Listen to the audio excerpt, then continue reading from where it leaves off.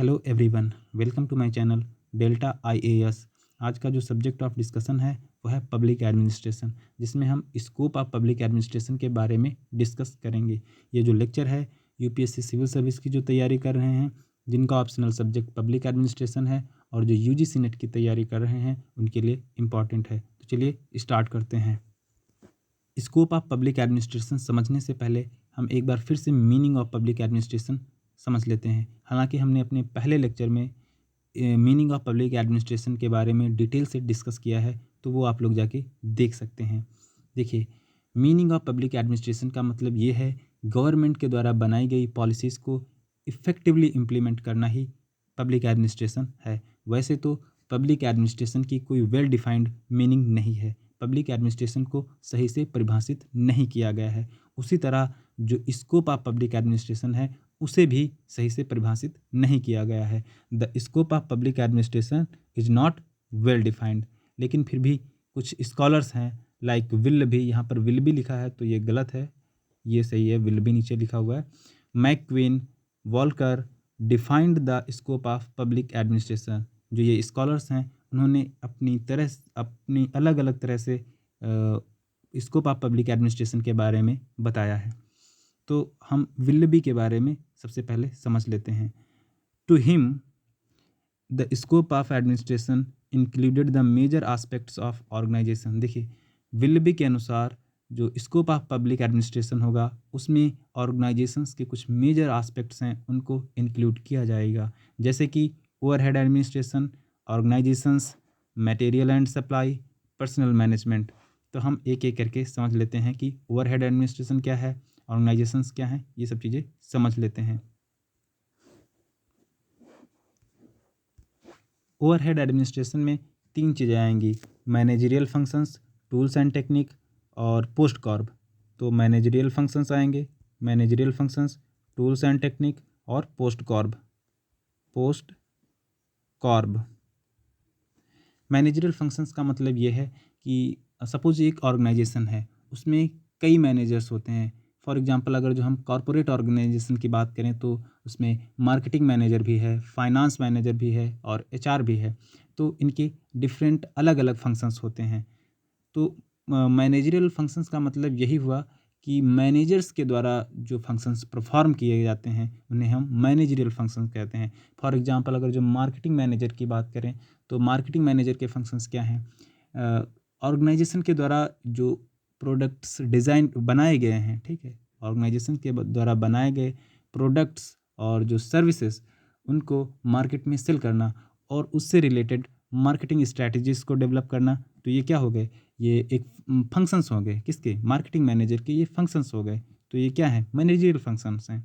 Tools and techniques का मतलब ये है कि फंक्शंस को परफॉर्म करने के लिए कौन से टूल्स की ज़रूरत है, टेक्निक्स की ज़रूरत है, जिनके माध्यम से हम ये फंक्शंस को परफॉर्म कर सकते हैं।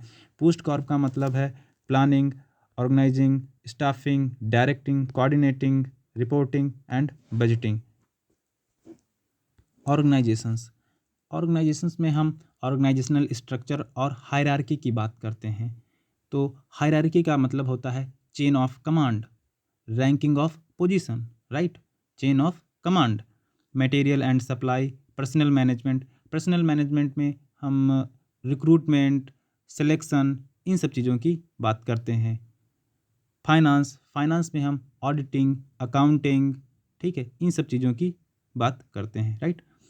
मैक्वीन्स 3 M's, एक मैक्वीन एक स्कॉलर हैं, उन्होंने 3 M's के बारे में बताया है जो कि मेन, मटेरियल, मेथड हैं। तो इनके बारे में भी हम डिस्कस करते हैं। According to McQueen, the scope of public administration should include 3 M's: men, material and method. John Pfiffner divided the scope of public administration in 2 major heads. जो जॉन फाइफनर जो एक स्कॉलर हैं, उन्होंने स्कोप ऑफ पब्लिक एडमिनिस्ट्रेशन को 2 भागों में divide किया है, ठीक है, 2 मेजर हेड्स में उनको डिवाइड किया है। नंबर 1 प्रिंसिपल्स और दूसरा है स्फेयर्स।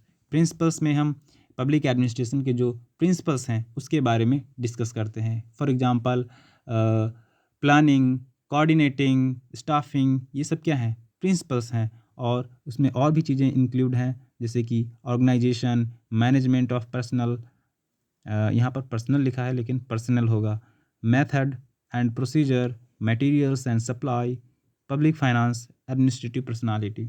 इस फेयर में क्या कौन सी चीज़ें आएंगी? इस fair includes the study of various levels of organisations. देखिए ऑर्गेनाइजेशन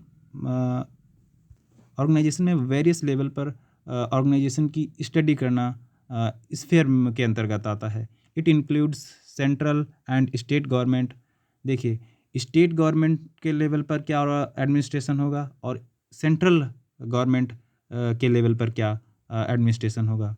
ठीक है, तो हम इन सब चीज़ों के बारे में इसमें पढ़ते हैं। According to Walker, administrative theory and applied administration. According to Walker, देखिए वॉल्कर ने स्कोप ऑफ पब्लिक एडमिनिस्ट्रेशन को समझाने के लिए उन्होंने एडमिनिस्ट्रेटिव थ्योरी एक दी है और अप्लाइड एडमिनिस्ट्रेशन के बारे में बताया है। एडमिनिस्ट्रेटिव थ्योरी में हम पब्लिक एडमिनिस्ट्रेशन से रिलेटेड जो कॉन्सेप्ट्स हैं और थ्योरियाँ हैं, ठीक है, उनके बारे में डिस्कस करेंगे, राइट। अप्लाइड एडमिनिस्ट्रेशन में हम जो पब्लिक एडमिनिस्ट्रेशन के जो प्रिंसिपल्स हैं उनको हम एक्चुअली में अप्लाई करेंगे, right. Views regarding scope of public administration. देखिए स्कोप ऑफ पब्लिक एडमिनिस्ट्रेशन के रिगार्डिंग बहुत सारे व्यूज हैं, जैसे कि broad view, narrow view, process, subject matter, managerial, integral. सारे व्यू हैं, broad, narrow, process, subject matter, managerial, integral, contemporary view. तो हम चलिए इनके बारे में एक एक करके समझते हैं। नैरो व्यू को अपनाने वाले जो स्कॉलर्स हैं वो हैं साइमन, स्मिथबर्ग और थॉमसन। देखिए पब्लिक जो नैरो व्यू को जो अपना रहे हैं उन लोगों का ये मानना है कि गवर्नमेंट की जो एग्जीक्यूटिव ब्रांच है, एग्जीक्यूटिव ब्रांच का मतलब जो गवर्नमेंट की द्वारा बनाई गई पॉलिसीज़ हैं, गवर्नमेंट के द्वारा बनाई गई पॉलिसीज़ हैं वो एग्जीक्यूटिव ब्रांच इम्प्लीमेंट करता है, ठीक है। एग्जीक्यूटिव ब्रांच का काम क्या है? गवर्नमेंट के द्वारा बनाई गई पॉलिसीज़ को इम्प्लीमेंट करना। तो it deals with action part of the government. देखिए इसे हम एक्शन पार्ट ऑफ गवर्नमेंट भी कहते हैं या फिर visible part of government, right. Broad view को अपनाने वाले जो स्कॉलर्स हैं L D. White, Wilson, Dimock, John Pfiffner. Public administration is concern with 3 organs and their interdependence, legislature, executive, judiciary and their inter relations. देखिए जो ब्रॉड व्यू को अपनाने वाले जो स्कॉलर्स हैं उनका ये मानना है कि सिर्फ एग्जीक्यूटिव के बारे में ही डिस्कशन नहीं होगा, एग्जीक्यूटिव ब्रांच को ही नहीं शामिल किया जाएगा, उसके साथ साथ लेजिस्लेचर भी होगा, एग्जीक्यूटिव भी होगा, जुडिशरी भी होगा। लेजिस्लेचर जो कि कानून बनाएगा, एग्जीक्यूटिव जो उन्हें इम्प्लीमेंट करेगा, जुडिशरी ये चेक करेगा कि जो बनाए हुए कानून हैं वो सही हैं या गलत। तो आप ये समझ गए कि नैरो और ब्रॉड व्यू में क्या डिफरेंस है। Managerial and integral views. जो मैनेजरियल और इंटीग्रल व्यूज को अपनाने वाले जो स्कॉलर्स हैं उनमें से Herbert Simon, Smithburg, Thompson, Luther, Gulick believed in managerial view. According to this school the scope of public administration should emphasize on the managerial functions such as planning, controlling and budgeting। देखिए जो managerial and integral views को अपनाने वाले जो scholars हैं उनका ये मानना है कि स्कोप ऑफ पब्लिक एडमिनिस्ट्रेशन में सिर्फ मैनेजरियल फंक्शंस को ही इंक्लूड करना चाहिए, such as planning, controlling and budgeting. Process and subject views, जो सब्जेक्ट प्रोसेस और सब्जेक्ट व्यू को जो अपनाने वाले जो स्कॉलर्स हैं उनका मानना है कि इसके अंदर planning, organising, staffing, directing, coordinating, reporting, budgeting, right. Contemporary views को अपनाने वाले जो स्कॉलर्स हैं Stephen K Bailey, Ridley outlined the core of public administration. इन्होंने कोर ऑफ पब्लिक एडमिनिस्ट्रेशन के बारे में बताया है इन 4 मेजर डायमेंशंस, ठीक है। तो इन्होंने स्कोप ऑफ पब्लिक एडमिनिस्ट्रेशन को समझाने के लिए उन्होंने 4 मेजर डायमेंशंस जो हैं descriptive, normative, assumptive and instrumentive, इसके बारे में डिस्कस किया है। Descriptive deals with organisation structure, hierarchy, scalar chain, span of control. देखिए डिस्क्रिप्टिव में क्या आएगा, ऑर्गेनाइजेशनल स्ट्रक्चर की बात करेंगे, हायरार्की की बात करेंगे, जैसा कि हमने आपको पहले ही बता दिया है कि हायरार्की का मतलब होता है chain of command, ranking of position, right. Normative emphasise on what ought to be done by practitioner, ठीक है। तो नॉर्मेटिव का मतलब है कि एक प्रैक्टिशनर के द्वारा क्या किया जाना चाहिए, राइट। प्रैक्टिशनर के द्वारा क्या करना चाहिए। प्रैक्टिशनर का मतलब यहाँ ये है कि जो गवर्नमेंट के द्वारा जो बनाई हुई पॉलिसीज़ हैं, ठीक है, उनको इम्प्लीमेंट करना, गवर्नमेंट के द्वारा बनाई गई पॉलिसीज़ को इम्प्लीमेंट करना, ये प्रैक्टिशनर का काम है, ठीक। गवर्नमेंट के द्वारा बनाई गई पॉलिसीज़ को इम्प्लीमेंट करना ये प्रैक्टिशनर का काम है, right. Assumptive deals with what practitioners are doing without assuming benevolent character.